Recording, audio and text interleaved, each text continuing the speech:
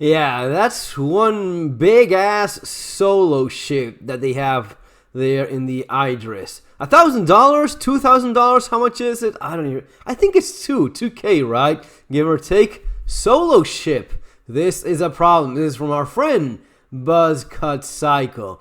Folks, as always, welcome to the channel. If you're being entertained, by all means, to subscribe. Leave your opinions and your comments below. Those are always appreciated. Look, I have nothing against our good friend here, Psycho. I think I covered one of his videos before. I just want to say, we're here for you. We feel your pain. We know you guys need help, but you're not alone. You're not alone. Heart, okay? Yeah. Let's listen to this thing. The Idris is once again the focus of discussion within the Star Citizen community.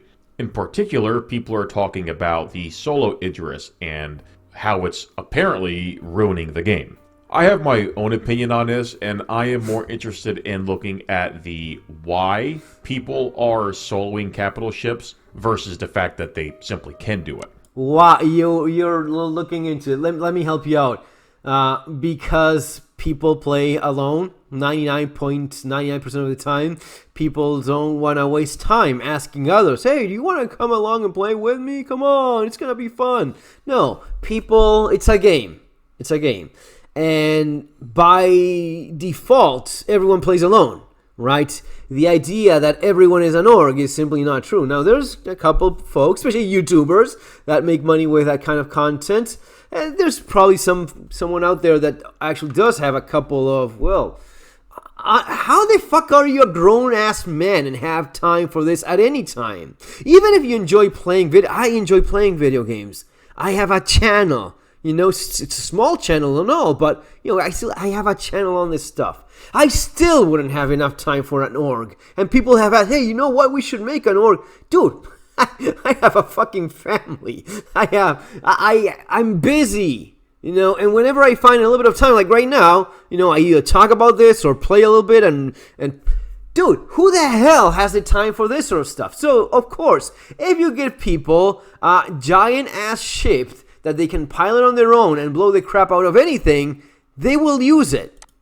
Now, in any other game, I am typically a proponent of a multi-crew experience. Oh, fuck. Things with like tanks in them, for example. I like tanks to be a multi-crew ordeal, right? You have a driver, a gunner, commander, etc.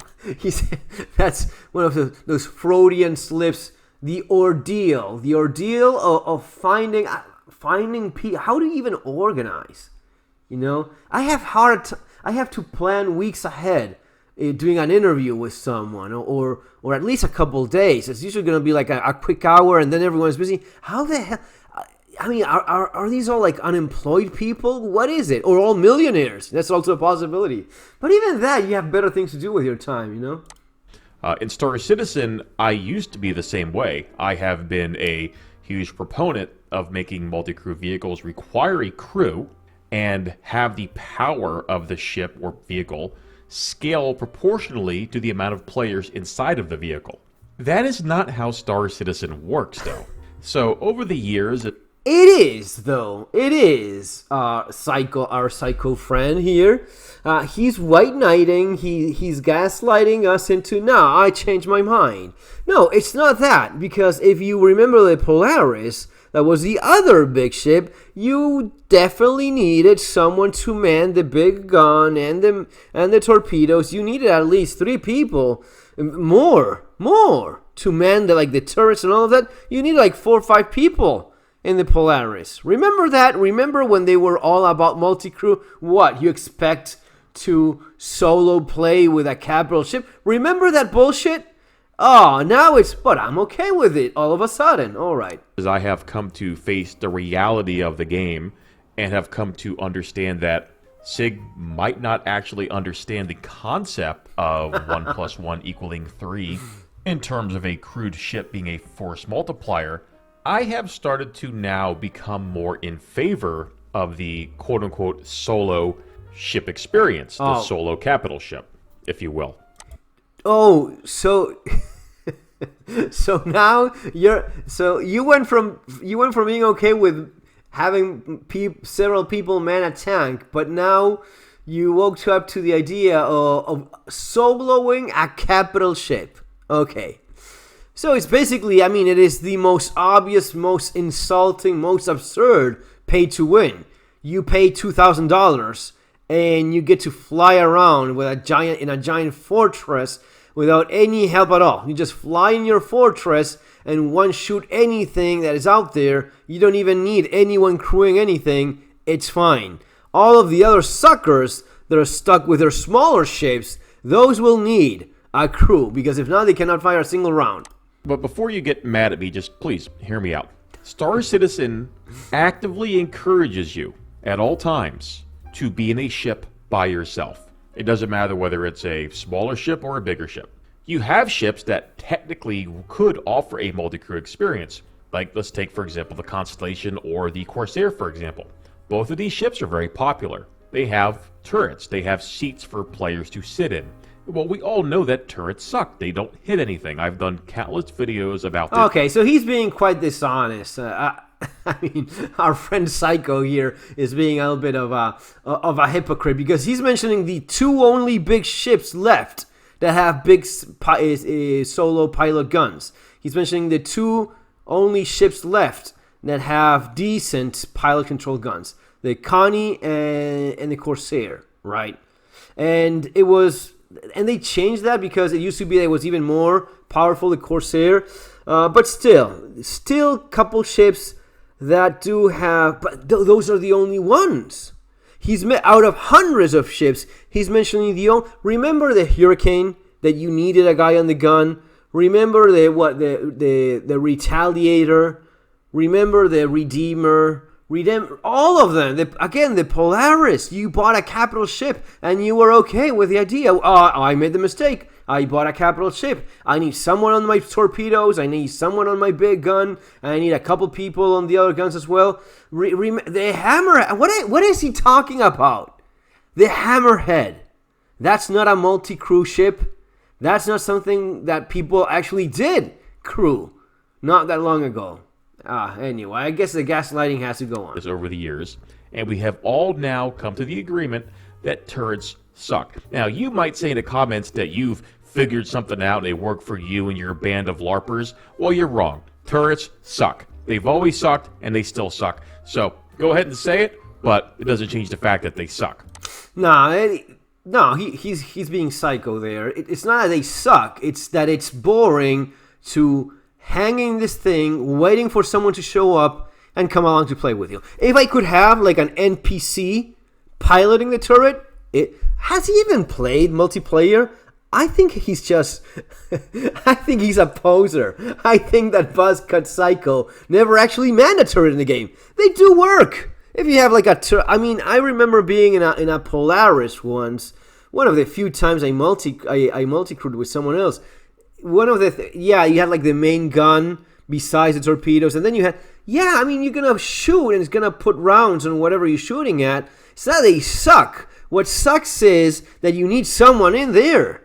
What sucks is not having people actually do that for you. What sucks is not having the possibility of maybe even hiring an NPC crew, which is insane that in a game in 2025 is still not an option. But now that we've gotten that out of the way, this game encourages you to rip off those turrets, because when you take the turret guns off, your ship actually gets more capacitor towards the main guns. So if I'm in a Constellation and I have turrets on my ship, those turrets take away shots from my main guns on the Constellation. So what is my incentive to keep those turrets on there? There isn't one. I tear them off. And by tearing them off, my ship has become better. So, right. Yeah, but he's obviously forgetting all of a sudden the fact that many other ships, you don't have anything. It is that the pilot does not have any guns. He mentioned the two only ships that have very good pilot DPS right at your disposal. The only ones, the Connie and the Corsair, and he's forgetting all of the other ones, the big ships that you don't have a choice. Right? You can do that with a couple, probably with a Cuddy Black as well and a couple others. But then, and sure, you remove. I'm still pretty sure you have more DPS if you have someone in those turrets than if you just go for more power for your pilot guns. But anyway, not mentioning, you forgot about the Hammerhead all of a sudden. You forgot about all of the other ships that you do need people in the turrets, because if not, you don't have anything. Here, the game is encouraging me to not multi-crew. It's telling me from the get-go that multi-crew is bad. I'm not talking about whatever planned fever dream that SIG may have for engineering or damage control, whatever it is, because quite frankly, I'm skeptical of them actually being able to get it to work. And, well, work in a reasonable way, not from a technical standpoint, but from a gameplay standpoint. And I'm skeptical of that because the most basic form of multi-crew functionality, the absolute most basic, is the turret, the pilot and the gunner, that interaction.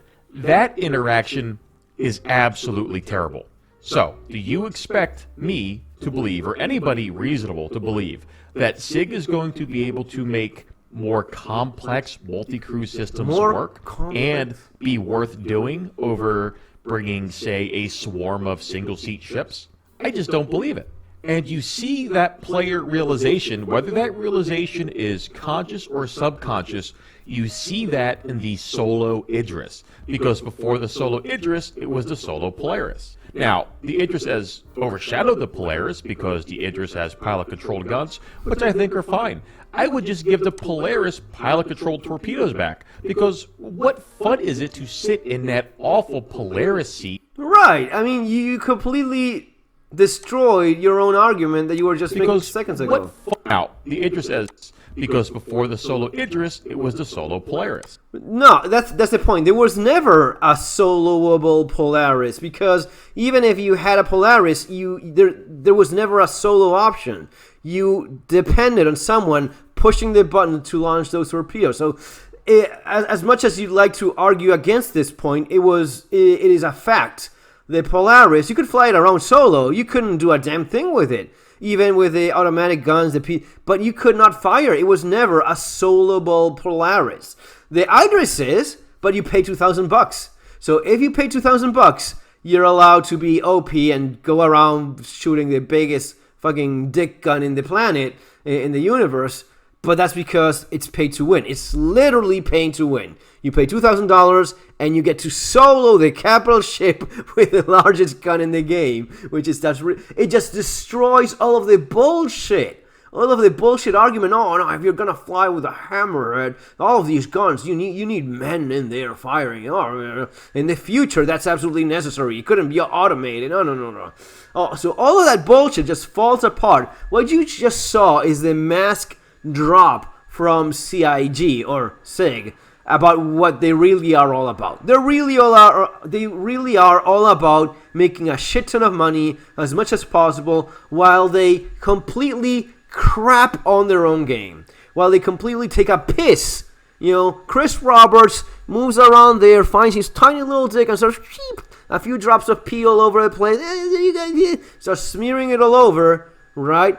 And that's it. That's what they're doing for money, right? For $2,000, you get to shit all over our values, our moral high ground of, no, if you're flying around a hammerhead, you definitely need a crew. This is a ship intended for an org. This is intended for an org. It was always like that. All of a sudden you got to K? Okay, yeah, there you go. Shit on anyone that gets in your way. That's what it really is. Once you understand this logic, everything makes sense. I explained this a number of times.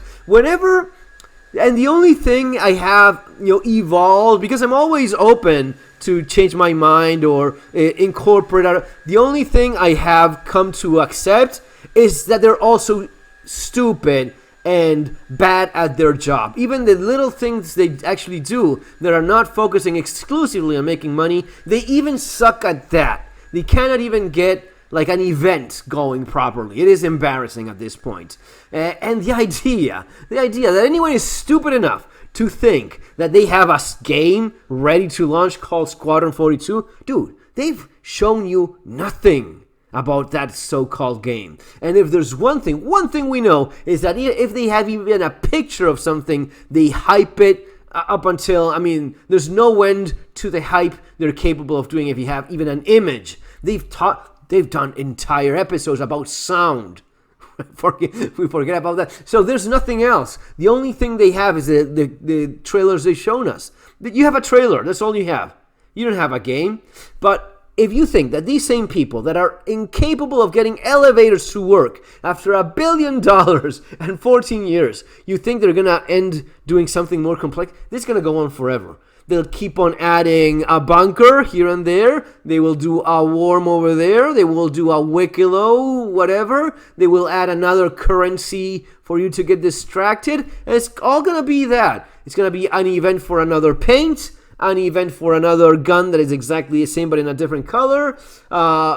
72 hours to get a paint that is not even delivered to you. You're not even getting it. I gave up on the idea because I was not getting my previous reward. And I had already spent a number of hours on that crap. It's not worth it, really. It's really not worth it. And if you're not having fun in the process, what's the point of it? That's why, honestly, I struggle to make any actual, content of me playing the thing right now because I don't want to play it. Right? If you don't want to play, don't play. There's no game. Yeah, we got message received. White Knights. If you don't want to play, go play something else. Yeah, we got it. We're doing exactly that. It's a shame, but we're doing exactly that. I'm open, always, in the never-ending generosity of my overwhelmingly kind and warm heart. I'm always open to the idea of things getting better and hopping right on there because I'm not a hater. Some people, it is so fun to see you hating. I'm not hating. I'm really not hating. I'm just being fairly critical about something that is very fucked up. Very fucked up and very nasty in the way in which they monetize the goodwill of many of us, including myself. I feel scammed. Honestly, I feel scammed because that's the definition of the fucking word. You've been lied to numerous times just to make money. That's a scam. Let's call it scam. No, it's not a scam. There's yeah, but the scam is you've been constantly lied to and cheated all the time just to make money. You buy a ship and then they nerf it to sell another one. You're being told that something will be a certain way and then it's not, just to get you to buy something else. So yeah, you're constantly being scammed. All right, and that's fine. We're adults here, and I get some people have very little control over their purchases and whatnot, but that's kind of on you. Anyway, folks, it was fun catching up with dude. It's all in good nature, and I'll see you in the verse, I guess, or maybe in No Man's Sky. Take care.